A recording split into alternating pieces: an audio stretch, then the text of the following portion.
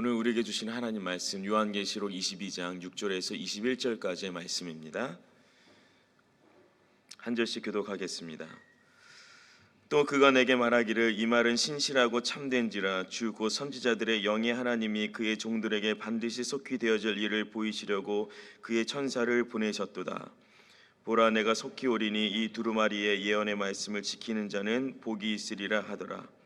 이것들을 보고 들은 자는 나 요한이니 내가 듣고 볼 때에 이 일을 내게 보이던 천사의 발 앞에 경배하려고 엎드렸더니 그가 내게 말하기를 나는 너와 내 형제 선지자들과 또 이 두루마리의 말을 지키는 자들과 함께 된 종이니 그리하지 말고 하나님께 경배하라 하더라.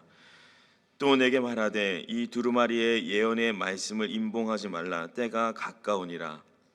불의를 행하는 자는 그대로 불의를 행하고 더러운 자는 그대로 더럽고 의로운 자는 그대로 의를 행하고 거룩한 자는 그대로 거룩하게 하라. 보라 내가 속히 오리니 내가 줄 상이 내게 있어 각 사람에게 그가 행한 대로 갚아 주리라. 나는 알파와 오메가요 처음과 마지막이요 시작과 마침이라. 자기 두루마기를 빠는 자들은 복이 있으니 이는 그들이 생명나무에 나아가며 문들을 통하여 성에 들어갈 권세를 받으려 함이로다. 개들과 점술가들과 음행하는 자들과 살인자들과 우상 숭배자들과 및 거짓말을 좋아하며 지어내는 자는 다 성 밖에 있으리라. 나 예수는 교회들을 위하여 내 사자를 보내어 이것들을 너희에게 증언하게 하였노라. 나는 다윗의 뿌리요 자손이니 곧 광명한 새벽별이라 하시더라. 성령과 신부가 말씀하시기를 오라 하시는도다. 듣는 자도 오라 할 것이요 목마른 자도 올 것이요 또 원하는 자는 값없이 생명수를 받으라 하시더라.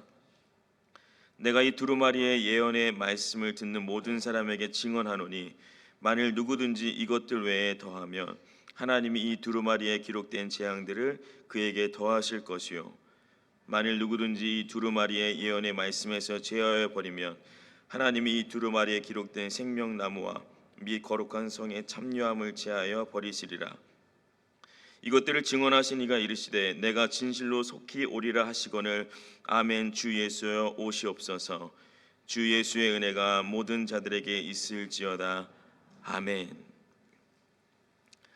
지난 한 달 반 동안 새벽마다 묵상해온 요한계시록이 오늘로 끝이 납니다. 더불어서 엊그제 시작한 것 같던 2024년 오늘로 매듭을 짓게 됩니다. 말씀을 붙들고 기도하는 이 시간에 우리가 긴 호흡으로 한 해를 잘 정리하고 새해를 믿음으로 바라볼 수 있기를 소망합니다. 연말에 요한계시록을 묵상하면서 우리에게 가져다든 몇 가지 유익들이 있었습니다. 첫째로는 그동안에 잘 접해보지 않거나 혼자서는 끝까지 완독하기 어려웠던 요한계시록이었는데 이번에 새벽의 묵상 말씀으로 꾸준하게 계속해서 조금씩 읽을 수 있었다는 것이죠. 한 달 반이라는 시간 동안 꽤나 상세하게 우리 목사님들의 말씀을 접하면서 개인적인 묵상을 할 수 있었던 시간의 유익이 있었습니다.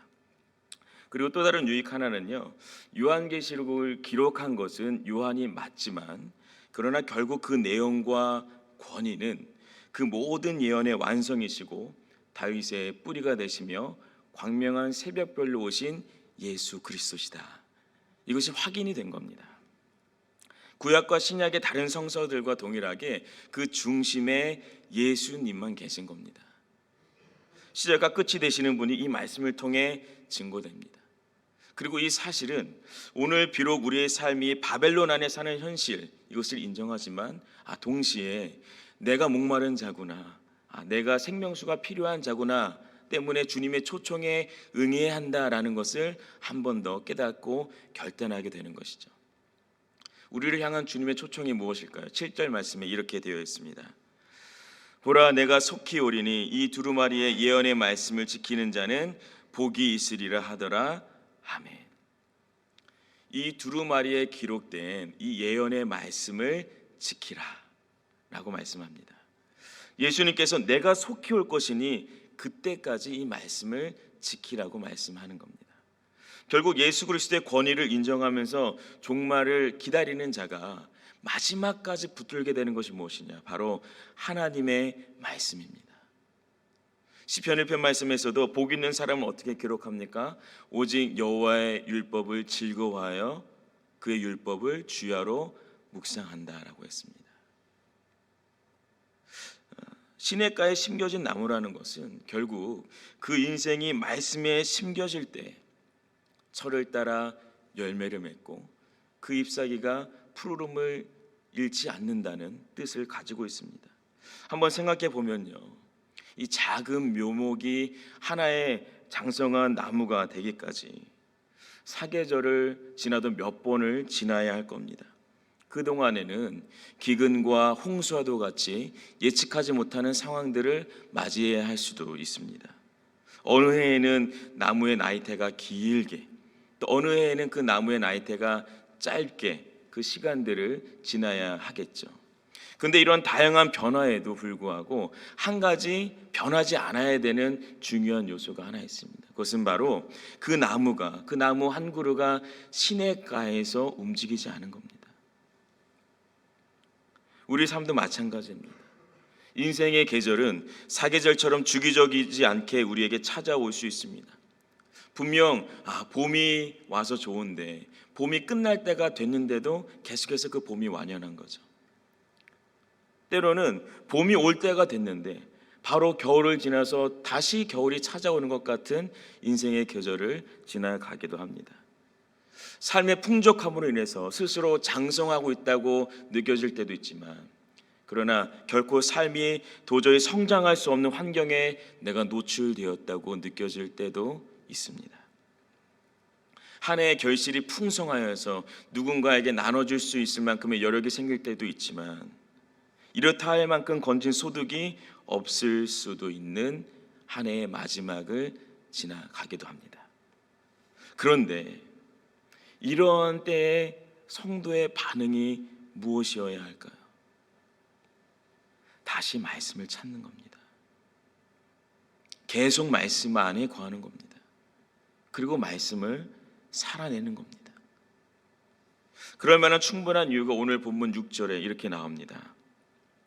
또 그가 내게 말하기를 이 말은 신실하고 참된지라 주 곧 선지자들의 영의 하나님이 그의 종들에게 반드시 속히 되어질 일을 보이시려고 그의 천사를 보내셨도다. 아멘. 하나님의 말씀이 신실하시고 참되시기 때문입니다. 하나님의 말씀 중에 이루어지지 않은 것이 없기 때문에 우리 삶의 시점에 아직 이루어지지 않은 것들은 장차 되어질 일들인 것이죠. 하나님의 약속이고 하나님의 열심입니다. 이사야 46장 10절에 이런 말씀이 있습니다. 내가 시초부터 종말을 알리며 아직 이루지 아니한 일을 옛적부터 보이고 이르기를 나의 뜻이 설 것이니 내가 나의 모든 기뻐하는 것을 이루리라 하였노라. 이사야서에 기록된 이 말씀이 무엇을 의미할까요? 이미 모세를 통해서 하나님께서 율법서를 기록하게 하실 때 하나님이 종말의 뜻을 보이셨다는 겁니다. 예수 그리스도를 통한 궁극적인 완성입니다. 예수 그리스도께서 통치하시는 새 하늘과 새 땅입니다. 그리고 하나님이 기뻐하시는 그 일들을 지금도 이루어가고 계십니다. 때문에 나의 삶에 어떠한 계절이 찾아오더라도 말씀을 붙드시기 바랍니다. 말씀을 붙드는 자들에게 요구되는 삶의 실천이 오늘 본문의 14절에 이렇게 나옵니다. 같이 한번 읽도록 하겠습니다. 자기 두루마기를 빠는 자들은 복이 있으니 이는 그들이 생명나무에 나아가며 문들을 통하여 성에 들어갈 권세를 받으려 함이로다. 아멘. 이 구절을 읽어보면 요한계시록 7장에 나오는 어린 양의 피에 그 옷을 씻어서 희게 되는 것을, 그 표현을 우리가 떠올리게 됩니다. 자신의 이 두루마리, 자신의 겉옷을 빠는 자에게 복이 있다라고 했습니다. 예수 그리스도의 보혈에 자신의 삶을 계속해서 깨끗게 하는 자에게 복이 있다라는 의미입니다. 내가 입고 있는 옷이 깨끗한지 아닌지를 스스로는 깨닫기가 조금 어렵습니다. 외출하기 전에 거울 앞에 서봐야 내 옷이 깨끗한지 아닌지를 조금 더 잘 확인할 수가 있는 것이죠. 자신의 두루마리를 예수님의 보혈로 정결케 한다는 것은 말씀을 거울로 삼아서 자신을 살펴보는 겁니다. 다른 것이 기준되지 않고 오류가 없는 하나님의 말씀 앞에 스스로를 겸비하는 겁니다. 그럼 어떤 반응이 가능할까요? 자신에게 불편하고 억울한 게 뭔지를 먼저 찾아보는 사람이 아니라 자신에게 있는 부족함과 연약함이 무엇인지 먼저 주님 앞에서 돌아보게 됩니다. 나의 계획과 생각을 말씀에 맞대어 봅니다. 나의 감정까지도요. 그러면 결국 내 마음속 깊이 자리하고 있는 나의 악함과 약함을 보게 됩니다. 내가 얼마나 악해질 수 있고 내가 얼마나 약해질 수 있는 존재인지 그 민낯을 말씀 앞에서 보게 됩니다. 그런데 이 과정이 결코 나를 위축시키지 않습니다. 절망하게 하지 않습니다. 왜냐하면 이런 나에게 베풀어 주신 하나님의 은혜가 너무나 크고 놀랍기 때문입니다. 말씀을 붙들고 성결의 삶으로 매일 나아가시는 저와 여러분이 되시길 축복합니다. 그렇다면 오늘의 마지막 질문은 이겁니다. 이 일을 언제까지 해야 하는가? 끝날 듯 끝나지 않는 이 여정을 우리는 어떻게 감당해낼 수 있을까요? 요한계시록 22장 20절의 말씀 우리 한번 믿음으로 힘차게 읽도록 하겠는데요. 시작. 이것들을 증언하신 이가 이르시되 내가 진실로 속히 오리라 하시거늘 아멘. 주 예수여 오시옵소서. 아멘. 예수님께서 말씀하십니다. 예수님께서 약속하십니다. 다시 오시겠다. 네, 다시 오시겠다는 예수 그리스도의 말씀은 미래의 사건이 확실하다는 것을 현재 시제로 표현하고 있습니다. 간결하지만 강력한 선포입니다. 그리고 이에 대한 교회의 응답은 무엇입니까? 역시나 간결하면서도 확실합니다. 예수님의 말씀에 적극적인 동의를 취하는 거죠. 당시의 아람어로 이 믿음의 고백이 마라나타, 아멘. 주 예수여 어서 오시옵소서. 다시 오실 것을 믿으면서 적극적으로 기다리는 겁니다. 마태복음 25장에 보면 신랑을 기다리는 10처녀의 비유가 나옵니다. 그중 5은 기름을 여분으로 준비하였고 그중 5은 기름을 준비하지 않았습니다. 성경은 기름을 준비한 5 여인에게 슬기로운 연이라고 칭하였고 기름을 준비하지 않은 5 여인을 향해서는 미련한 여인이라고 표현을 했습니다. 그런데 10명의 여인들에게 공통으로 일어난 현상이 무엇입니까? 신랑이 더디움으로 인해서 다 졸며 잤다고 했습니다. 사실 신랑이 더디온다는 것은요, 기다리는 자들의 입장에서의 생각입니다.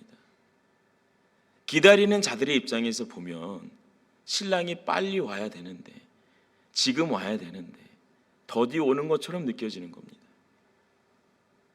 그러나 오는 신랑 입장에서는 올 만한 때에 도착하는 거죠. 여기서 강조하는 것이 기다리는 자들의 태도를 가르치고 있는데요.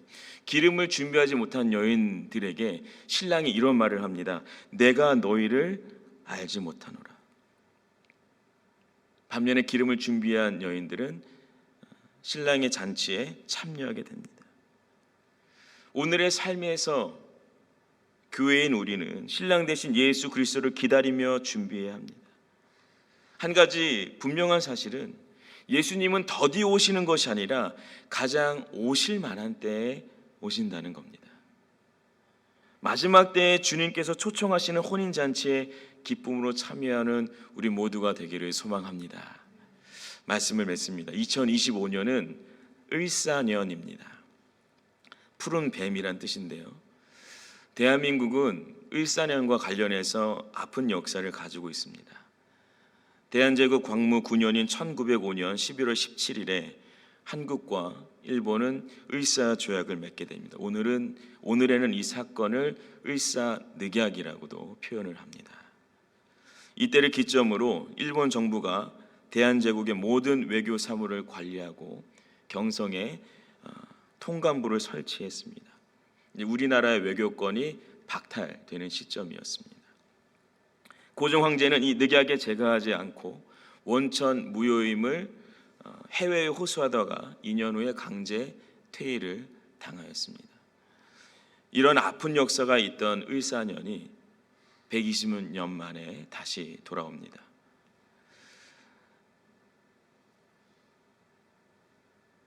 지금의 대한민국 그리고 세계는 그때와는 또 다른 어려움의 시기를 지나가고 있습니다.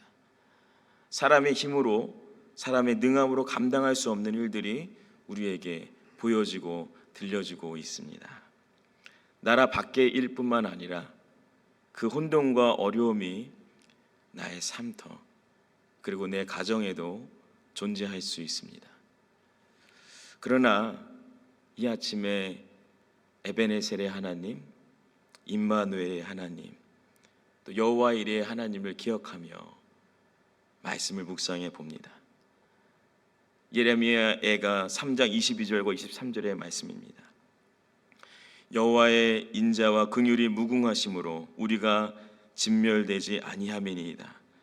이것들이 아침마다 새로우니 주의 성실하심이 크시도소이다. 아멘. 다시 오실 예수 그리스도를 기다리며 오늘을 살아내고 내일을 준비하는 삶이 비록 녹록치 않지만 다시 말씀으로 우리의 시선을 돌리기 원합니다. 우리의 마음을 말씀으로 채우기 원합니다. 아침마다 새로우신 여호와의 인자와 긍휼이 오늘도 성실하게 우리에게 허락됩니다.